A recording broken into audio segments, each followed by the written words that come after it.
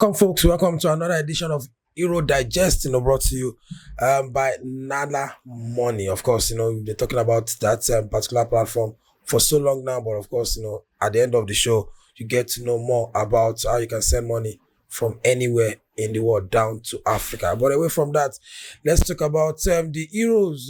The group stage is done and dusted. And of course, the big boys have been separated from the boys. So we have the round of 60 where the big boys, there's no excuse. It's either you win or you go back to your country. There's no second chances. And I have Michael Black in the studio. We'll be dissecting some talking points from this group stage, and of course, some key matches from the round of 16. Like I said, the big boys are still in the tournament, likes of Germany, Portugal, France, Belgium.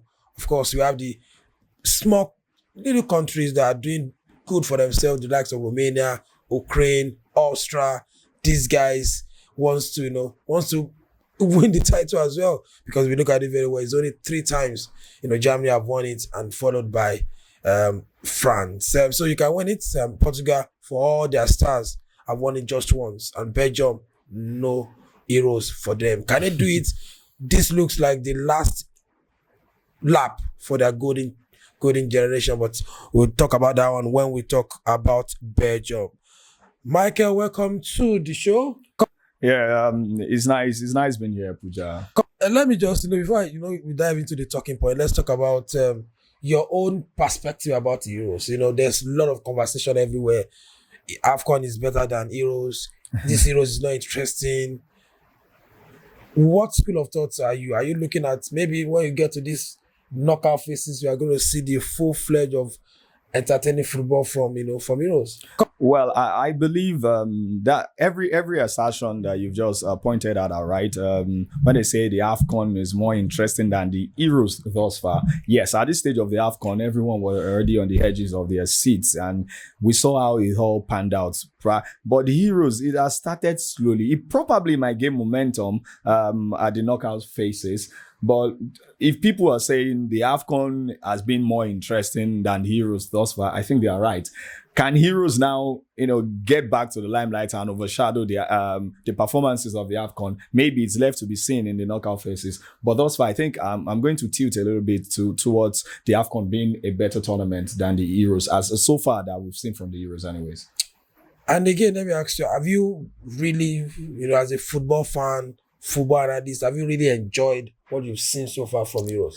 Not really. I haven't really enjoyed anything I've seen so far. No game wowed you. No game feel like yes. No. Yeah, just a couple of games here or there. But I'm talking generally about the tournament. Generally, the group phases, it has neither been here nor there. Yeah, certain teams have done well, and you feel like, okay, these are teams like the particular group where there's Belgium, there's Ukraine. When you see the particular group, the way they've all played, and you like their enthusiasm. It's as if they are playing for their lives. That is good. That group is good. I think that group should be called the group of death. If we are not to follow names, that group should be called the group of death, considering the way they all played. And you can see they're all in stalemate in 4 points. 4 points getting knocked out. Why in another group, 2 points, 3 points they qualify. It's just somehow. But the big boys, well, the so-called big boys, supposed big boys, are not. When you put their performance and you attach it to their name, it doesn't really match up. But let's move away from that. Let's still dive into what transpired in the group phase, and let's pick some teams. Let's talk about England. There's no tournament that England goes to and they will not be favourite, they will not be best, maybe because of the talent, because of the league they are coming from. But this time around, they've not covered themselves in glory.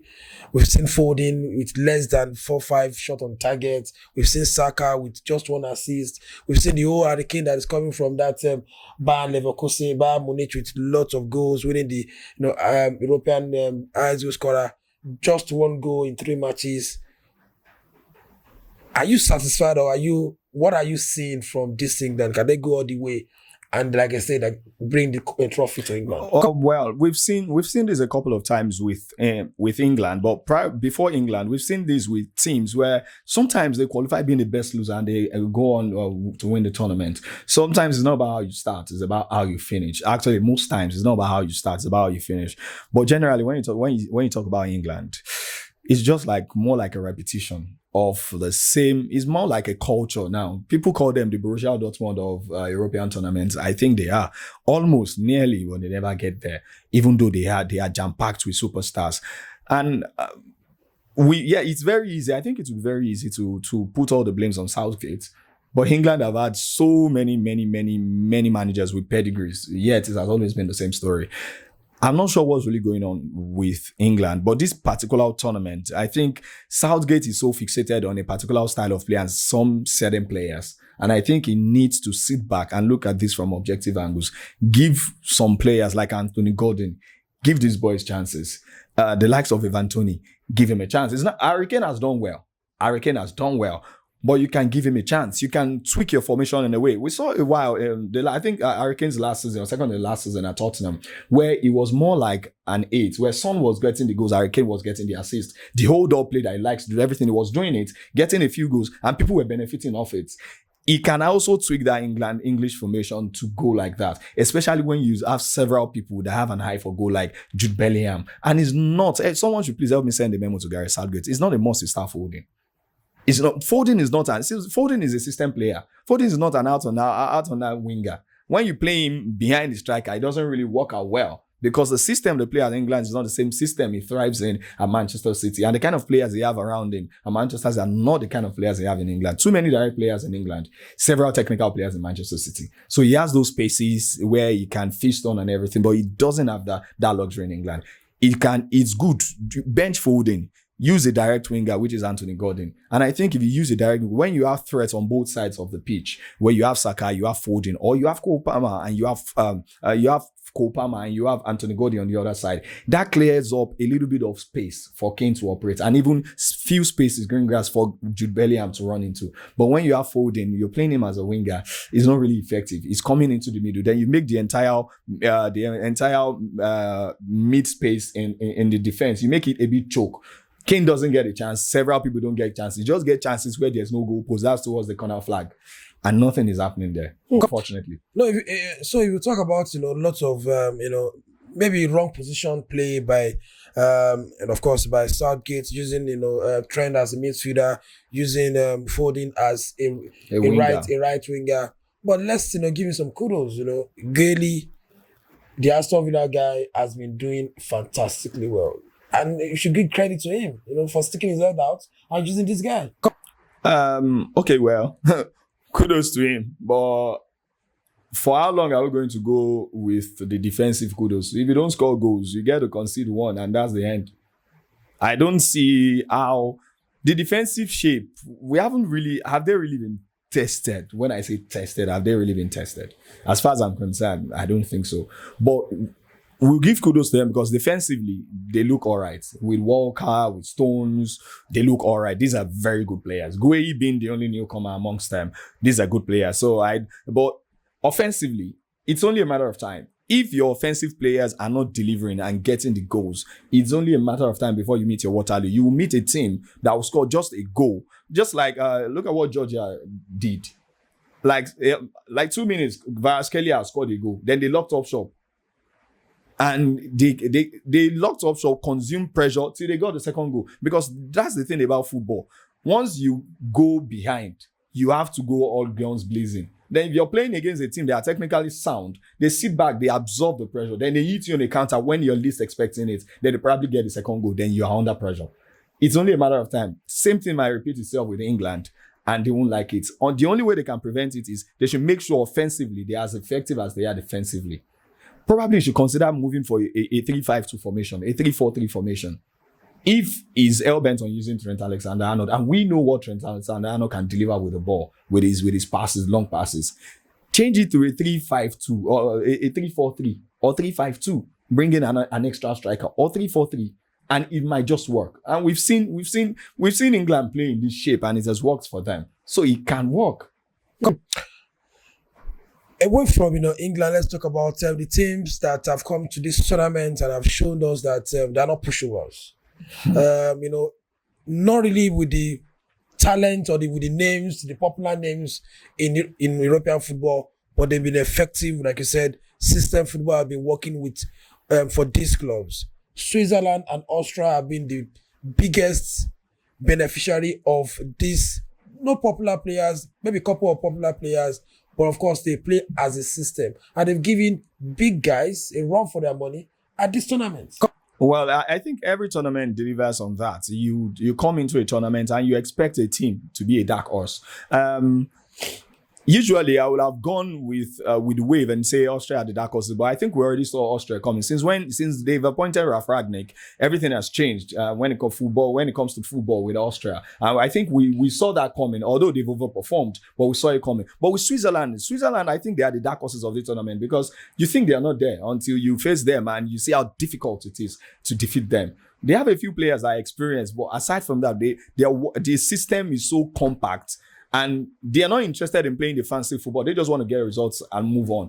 And it has been like that for several tournaments now. They get to quarterfinals, second round. You see the way they play. They are compact. They are not interested in scoring 5 goals, 7 goals. They just want to get maximum 3 points or get you knocked out and then move on. And I think they will be the dark horses of this tournament as well. But moving away from that, let's just talk about what Portugal did in the group stage and their chances going further and winning the tournament. Before Georgia, they were beaten under the new manager. Yeah. Everything looks good from the qualifiers down to the last game before Georgia. But, at the Euros, they didn't look as flashy or as confident like they did in the group phases, in the qualifiers. Can Ronaldo and his team win their second European title before the old, of course, Pepe will go, Ronaldo will go? I think this is their last major, in quotes, when it comes to European football. I think they can. They have every weapon in their arsenal to defeat any opponent.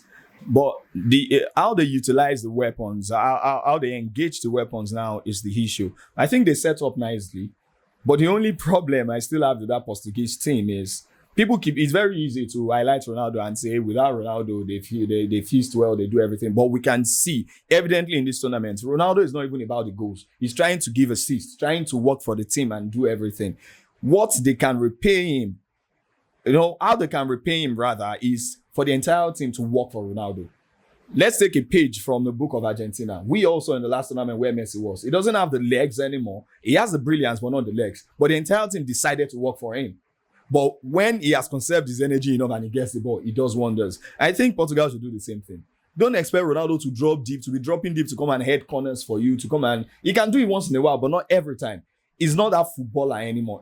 As far as brilliance goes and technicality goes, he is, but he doesn't have the legs anymore. Everyone should come together and decide to work for him. If they work for him, and I'm sure the few chances he gets, everyone knows he's going to put them away. Once he still have the... But when he has to track back, then run forward... He's old, regardless of how much of a machine we tag him and we call him. His nature, you don't cheat nature. So the only way you can cheat nature in terms of Ronaldo and in favor of Portugal is for you to reduce the workload of Ronaldo. Just make sure the only thing he does is putting the ball behind the net. And Portugal will so higher because they have every other player in their right positions and it's working well. Before I let you go, let's just talk about one game, one big game in the round of 16, talking about Germany and Denmark. Germany have been their first 2 games were everywhere. Not really they struggled against Switzerland, but they faced, like I said, teams have to face a big challenge, and they faced a big challenge against Switzerland. Musiala has been the talk of the town. Can they go all out, defeat Denmark, and win the European competition in their own home soil? The good thing I noticed about Germany in this tournament is I think they've reverted back to the old Germany. They are no longer trying to copy the entire new system of playing football, playing out from the back, all of that. They are not necessarily trying to copy it anymore. They've gone back to the old Germany. Kick and follow, we get the result and we move. And I think it's working for them. And I think it's going to work for them very well in this tournament because most of the teams wants to play out from the back. Everyone is changing their philosophy. Why? But Germany has reverted back to their old philosophy of just getting results. How we get it, we don't care. Let's just get results. And I think one other thing I think Germany needs to address is Musiala. Because it's only a matter of time. Musiala is being the anchor of the team at such a young age. It's good for him. We know he has the quality. But it only takes a brilliant manager to see that and say, okay, bring an experienced player, keep him quiet. If Musiala is kept quiet, I think Germany might suffer. Although through the flanks, they have a bit of experience, they have the legs. But if Musiala is kept quiet, Germany might suffer. So I think the manager just needs to work around that on how to utilize Musiala in a way where he doesn't stand like as De Bruyne stands for City, where if De Bruyne, he controls everything. Make sure the control is spread amongst the players, the wingers, the attackers, and everything. But if you make Musiala just the anchor, the mitochondria of that team, he might suffer once you get a player. Just imagine if Germany were to face France and they put Kante on Musiala. I can bet Musiala will go off. Aside from the fact that his technical ability doesn't supersede Kante. Kante is more experienced. So it's very easy to keep him quiet. But against Denmark, I think I'll favor Germany. In the entire tournament, I think I'll favor Germany or France. But I think they will defeat Denmark. It will be hard, but I think they will defeat Denmark. Okay, and of course, before I let you go, let me just put you on the spot to read out the round of 16 and the team that you believe will qualify from that. And of course, when we come back to review maybe the quarterfinals, there'll be X on your face. Let's start from Spain, Georgia. Spain to qualify. Germany, Denmark. Germany to qualify. Portugal, Slovenia. Portugal to qualify. France, Belgium. France to qualify by a mile. Romania, Netherlands. I don't know, because Netherlands haven't been impressive, but let me just say, for my sentimental attachment to Netherlands and for the big name, I will go with Netherlands. But Romania, you should look out for Romania. Austria, Turkey. Austria. England, Slovakia. Okay, I'll favor England. And lastly, Switzerland against Italy, defending champion. I go with Switzerland. And that's Michael Barr prediction of those who qualify for the quarterfinal from the round of 16. Switzerland to defeat the defending champion of Euros. We wait and see if that one will come to pass. That's all we can take on this episode of Euro Digest. On Puja Dissects, and of course follow us on our platform as well. And of course, if you want to send your money from abroad to Africa, just go to Nana Money and of course download and send your money till we come your way again. Bye for now.